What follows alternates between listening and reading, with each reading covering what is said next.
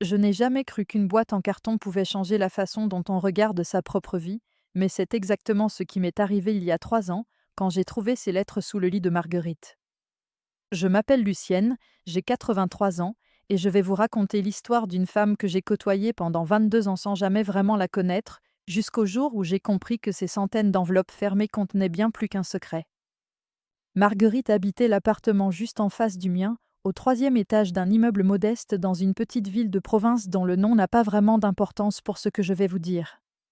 Ce qui compte, c'est qu'elle avait 79 ans quand tout cela s'est passé, qu'elle vivait seule depuis plus de 15 ans, et que personne dans l'immeuble, pas même moi qui la considérais comme une amie, ne savait ce qu'elle gardait caché dans sa chambre. Vous savez, quand on vieillit ensemble dans un même endroit, on finit par croire qu'on connaît les gens simplement parce qu'on partage avec eux les mêmes escaliers, les mêmes boîtes aux lettres, les mêmes bruits de tuyauterie la nuit. Mais la vérité, c'est qu'on ne sait presque rien des vies qui se déroulent derrière les portes fermées. Je me souviens très bien du jour où j'ai rencontré Marguerite pour la première fois. C'était en novembre, il y a donc plus de 20 ans, et elle venait d'emménager après la mort de son mari. Elle portait un manteau gris qui semblait trop grand pour elle et elle avait ce regard que je reconnaîtrai plus tard chez beaucoup de veuves, ce mélange de fatigue et de détermination, comme si elle devait réapprendre à exister dans un monde qui avait soudainement changé de forme. Je lui avais proposé de l'aider à porter quelques cartons, et elle avait accepté avec une politesse un peu distante qui ne m'avait pas surprise. À notre âge, on ne se fait plus d'amis comme quand on était jeune, on se fait des voisins avec qui on échange quelques mots dans le couloir. Pendant les années qui ont suivi, Marguerite et moi avions développé une routine simple qui nous convenait à toutes les deux.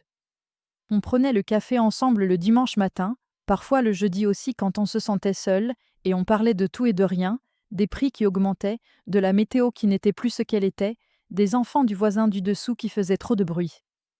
Elle me racontait parfois des souvenirs de son enfance en Bretagne, des histoires de tempêtes et de bateaux de pêche, et moi je lui parlais de mes petits-enfants qui ne venaient pas assez souvent me voir. C'était une amitié tranquille, sans grandes effusions ni confidences profondes, le genre de lien qui se tisse naturellement entre deux femmes âgées qui ont compris que la compagnie silencieuse vaut parfois mieux que les grandes déclarations.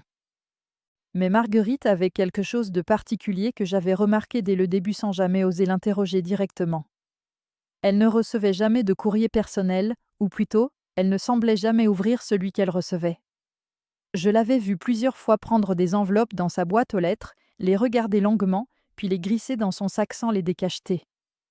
Au début, je m'étais dit que c'était peut-être des publicités, mais au fil des années, j'avais compris que ce rituel était différent. Il y avait dans son geste quelque chose de presque cérémoniel, une façon de tenir l'enveloppe comme si elle contenait quelque chose de précieux et de dangereux à la fois.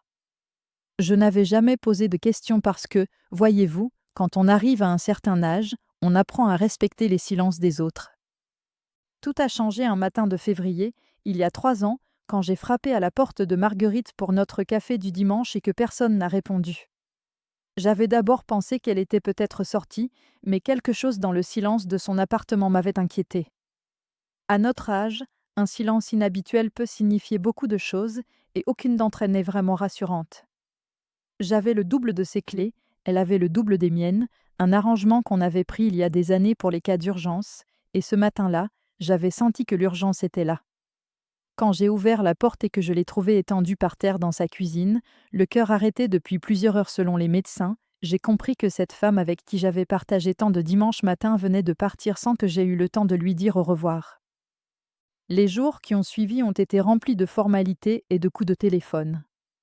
Marguerite n'avait pas d'enfant, son mari était mort depuis longtemps, et sa seule famille connue était une nièce qui vivait quelque part dans le sud et qui ne semblait pas pressée de venir.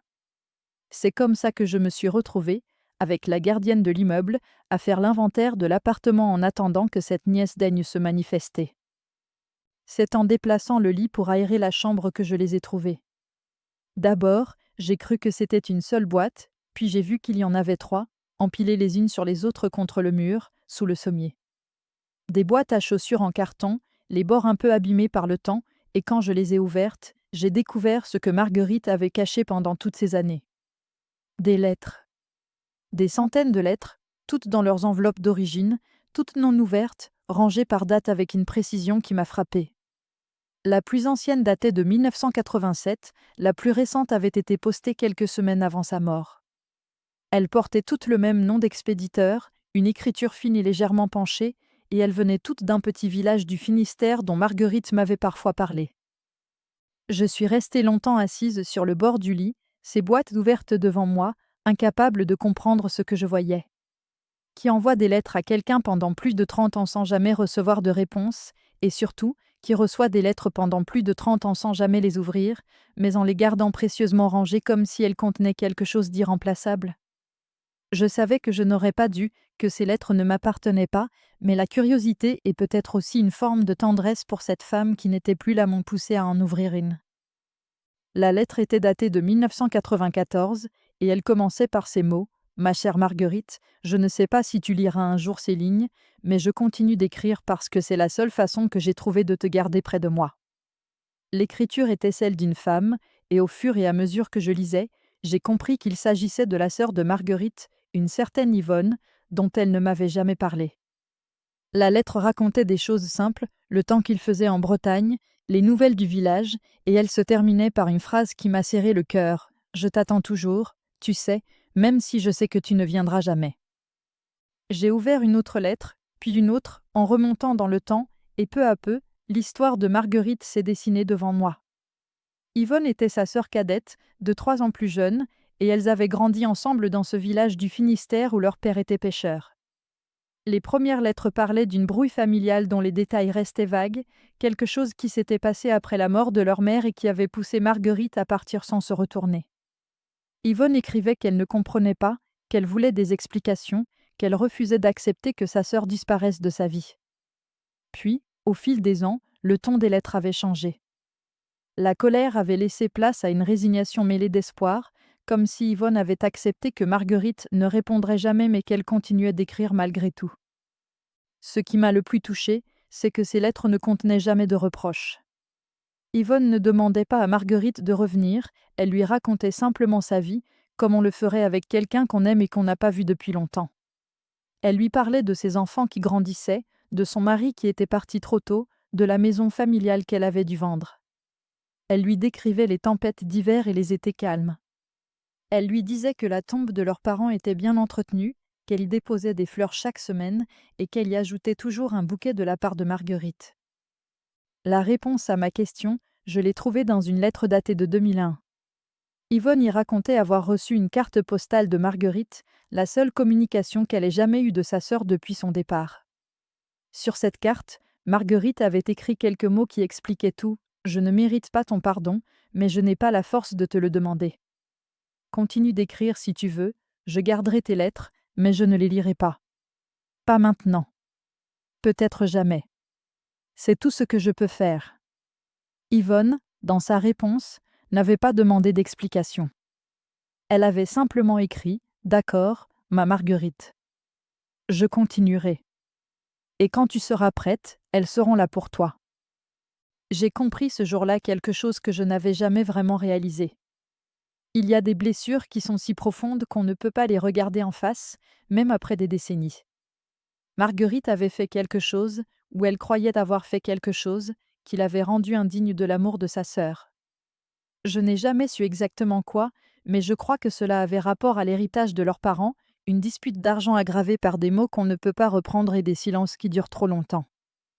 Ce qui me bouleverse encore aujourd'hui, c'est qu'Yvonne n'avait jamais cessé d'écrire, même sans réponse. Elle avait continué pendant 35 ans, envoyant ses nouvelles dans le vide, parlant à une sœur qui refusait de l'entendre. Et Marguerite, de son côté, avait continué de recevoir ses lettres, de les ranger sous son lit, de vivre avec leur présence silencieuse. Elle savait que quelqu'un pensait à elle, quelque part, quelqu'un qui ne l'avait pas oubliée, et peut-être que cela suffisait à lui donner la force de continuer, même si elle ne pouvait pas faire le pas de plus. J'ai contacté Yvonne après les funérailles. Elle avait 96 ans et vivait dans une maison de retraite près de Quimper. Quand je lui ai annoncé la mort de sa sœur, il y a eu un long silence au téléphone, puis elle m'a demandé d'une voix très calme si Marguerite avait lu ses lettres avant de mourir. Je lui ai dit la vérité, et ce qu'elle m'a répondu m'a appris quelque chose que je n'oublierai jamais. Elle a dit: « Cela n'a pas d'importance, vous savez. » Ce qui comptait, c'était de les écrire. Chaque lettre était une façon de lui dire que je l'aimais, qu'elle pouvait revenir quand elle voulait, que la porte était toujours ouverte. L'amour n'a pas besoin d'être reçu pour être réel. J'ai envoyé toutes les lettres à Yvonne. Elle m'a remerciée et nous avons gardé contact pendant quelques mois, jusqu'à ce qu'elle aussi nous quitte, paisiblement, un matin de printemps. Sa petite fille m'a appelé pour me prévenir et m'a dit que sa grand-mère avait demandé à être enterrée avec quelques-unes de ses lettres, celles qu'elle préférait, comme si elle emportait avec elle le souvenir de cette conversation à sens unique. Je pense souvent à Marguerite et à Yvonne, surtout le dimanche matin, quand je prends mon café seul dans ma cuisine et que je regarde la chaise vide où Marguerite s'asseyait autrefois. Je me demande ce qui se serait passé si elle avait eu le courage d'ouvrir une seule de ses lettres. Peut-être que cela aurait suffi à briser le mur qu'elle avait construit, peut-être qu'elle aurait compris que sa sœur ne la jugeait pas. Mais peut-être aussi que Marguerite n'était pas capable de le voir, que la culpabilité qu'elle portait était si lourde qu'elle préférait vivre dans l'ignorance. Ce que cette histoire m'a appris, c'est qu'il n'est jamais trop tard pour ouvrir les lettres qu'on garde sous son lit. Nous avons tous des conversations que nous repoussons, des pardons que nous n'osons pas demander, des gens à qui nous avons cessé de parler pour des raisons qui nous semblaient essentielles à l'époque mais qui paraissent si petites face à tout ce que nous perdons. La vie passe plus vite qu'on ne le croit, même quand on a 83 ans. Il y a toujours un dimanche matin de plus qu'on aurait pu partager, une lettre de plus qu'on aurait pu lire. Depuis que j'ai découvert ces lettres, j'ai moi-même renoué avec des gens que j'avais perdus de vue. Des amis d'enfance dont je n'avais plus de nouvelles, un cousin avec qui je m'étais fâchée il y a 20 ans pour une histoire que j'ai complètement oubliée. Je leur ai écrit, et la plupart du temps, j'ai reçu une réponse. Pas toujours celle que j'espérais, mais au moins j'avais essayé. Je ne sais pas qui écoute ces mots en ce moment, mais s'il y a quelqu'un dans votre vie à qui vous n'avez pas parlé depuis longtemps, quelqu'un que vous avez perdu à cause d'une dispute ou d'un malentendu, je vous demande de réfléchir à ce que je vous ai raconté. Marguerite a gardé ses lettres pendant 35 ans sans les ouvrir. Elle est partie sans savoir qu'elle était pardonnée, sans savoir que quelqu'un l'attendait, sans savoir que tout ce qu'elle avait à faire était de décrocher son téléphone. Et le plus triste, c'est qu'elle le savait probablement. Elle savait que ces lettres contenaient de l'amour, et c'est justement pour cela qu'elle n'arrivait pas à les ouvrir. Parce que les ouvrir aurait signifié qu'elle devait agir, qu'elle devait faire face à ce qu'elle avait fui. Parfois, il est plus facile de vivre avec le regret de ce qu'on n'a pas fait que de prendre le risque de changer les choses. J'ai vu beaucoup de gens partir, certains en paix, d'autres avec des choses non résolues qui pesaient sur leur dernier souffle. La fierté, la peur, la culpabilité, ce sont des bagages qu'on croit devoir traîner jusqu'au bout, mais on peut les poser à n'importe quel moment. Il suffit d'une lettre ouverte, d'un appel passé, d'une visite qu'on décide enfin de faire. S'il y a quelqu'un à qui vous devez parler, parlez-lui. S'il y a une lettre que vous gardez quelque part sans l'ouvrir, ouvrez-la. S'il y a un pardon que vous n'osez pas demander ou accorder, faites-le maintenant. La vie est courte, même quand elle semble longue, et les regrets sont les pires compagnons de vieillesse qu'on puisse avoir. Marguerite est partie seule, avec ses centaines de lettres non ouvertes et tout l'amour qu'elle n'a jamais accepté de recevoir. Yvonne est partie avec la certitude d'avoir aimé sans condition et sans attente de retour. Des deux, je sais laquelle je voudrais être quand mon tour viendra, et je vous souhaite de faire le même choix, tant qu'il est encore temps de le faire.